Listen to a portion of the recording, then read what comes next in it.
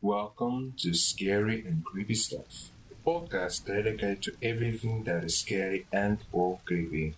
I'm your host, the Raven Guy. Join me in a world I created for anything scary and creepy. Sit or lay down, make yourself at home, get a beverage of choice, and just relax as we enter the world of scary and creepy stuff.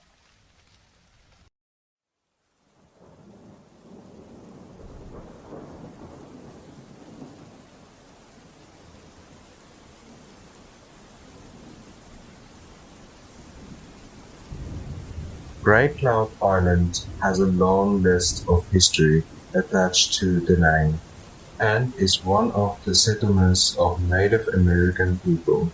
A strong connection to Native American history can be found here because of so many Native Americans who were buried here. It was an important place for the woodland mound builders. The island has one of the largest concentrations of Native American burial mounds in the county. Today, the only known Indian village to have existed in Washington County was on this island. When Minnesota became a state in 1858, Great Cloud Island was included in Newport Township. In the 1960s, Newport and Saint Paul Park became known as cities. The remainder of Newport Township was renamed Great Cloud Township. To this day, it's still rural. The township has no firehouses, police stations, bars, or schools, but has about 125 homes. In the early 1900s, the land space of Grey Cloud Island was about 3,800 acres and a population of 125. The latest census in 2010 shows about 300. The reason for this is the rising water levels, and the land space is about 2,000 acres. Hauntings of the Grey Cloud Island. Floating along the Mississippi River, you will find Grey Cloud Island Cemetery. The earliest grave you ever found is the final resting place of a baby with the name of McCoy in 1873. To add to the scary theme of this island, countless stories of paranormal activities have been found around this part of the island. Because of all these ghostly stories, no one is allowed in the cemetery, especially after sunset. The only people you will find living there are the people who are directly related to someone who was buried in the cemetery. Reports of ghostly and paranormal sightings are so extensive that it's so hard to determine what is an urban legend and what is a known fact. One of the well-known paranormal stories is the one of the Green Lantern carried by a former Indian chief. Some stories say he just walks around with a green lantern, and some say there is a green hue gliding through the cemetery, and others say the chief just wanders through the cemetery. Some people have also claimed to have seen the green light as a regular orb around the cemetery and area. In a cemetery, you will find tombstones, but not just any tombstones.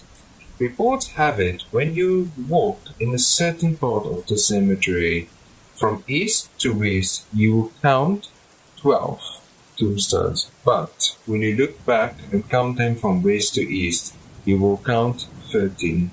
These tombstones belong to a group of nuns. One group was interested in this claim and went to see if it was a fact. In a group was a mother who took her son with her. The mother stated when her son counted the tombstones, a ghostly young boy followed him. They left immediately. There are also a few reports of a woman wandering about the town. She is the daughter of one of the original women from Grey Cloud Island. Many claim the cause of the activity on the island is because it's a burial ground for the Native Americans, and it's the spirits of the deceased who inherit the island. On a full moon night, people have stated that they have heard the sounds of drums beating. Howling and barking of coyotes is something people have claimed to have heard at night on the island. The ones who have visited the area claim the air is very thick and heavy, making it hard for you to breathe. This is a claim many dispute because they have never felt it before.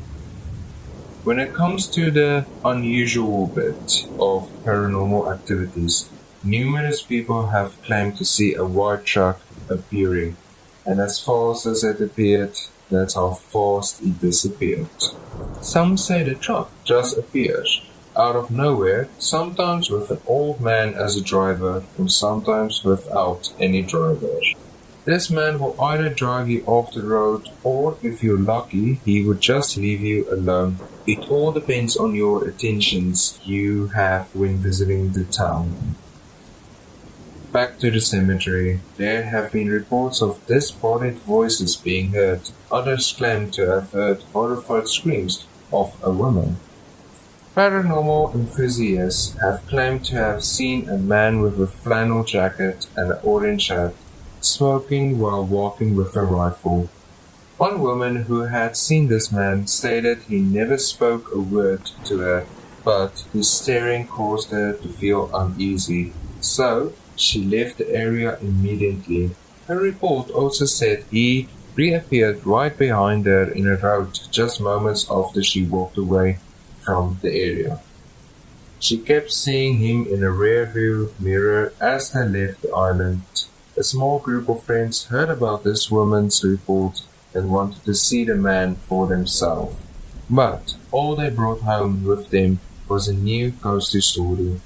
Sounds coming from what sounded like a young girl whispering from the side of the road. But all they brought home with them was a new ghostly story. Sounds coming from what sounded like a young girl whispering from the side of the road. Don't come back. But there was no sight of this girl. Feeling uneasy and terrified while driving past the cemetery or just driving near the island, many more stories will come out of this island. Those who have entered the island claim their cars lost all power. Adding to the fear factor to the mix, they would then start to hear the woman screaming. After pushing the vehicle out of this uneasy feeling and screaming, the car would start. The radio would blare at them and the lights would turn on as they leave the cemetery. No murders have been claimed over the time of this small island's existence, but why would the residents report anything? They prefer it to be left alone and don't want anyone to come and visit this ghostly island. They will leave you alone if you leave them alone. But my theory is there can or cannot be any murders there. The ghosts and paranormal activities are only as real as you want them to be. They could easily be the lost souls, the unlucky ones, who didn't get out to tell their stories, cursed to walk and try to warn the rest of the living to stay out.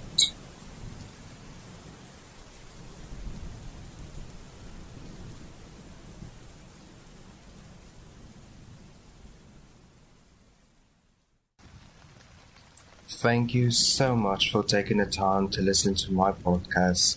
Please make sure you subscribe or follow the podcast, share it with everyone you know and love. And remember, you will always be welcome in the world we created, especially for those who want to join it.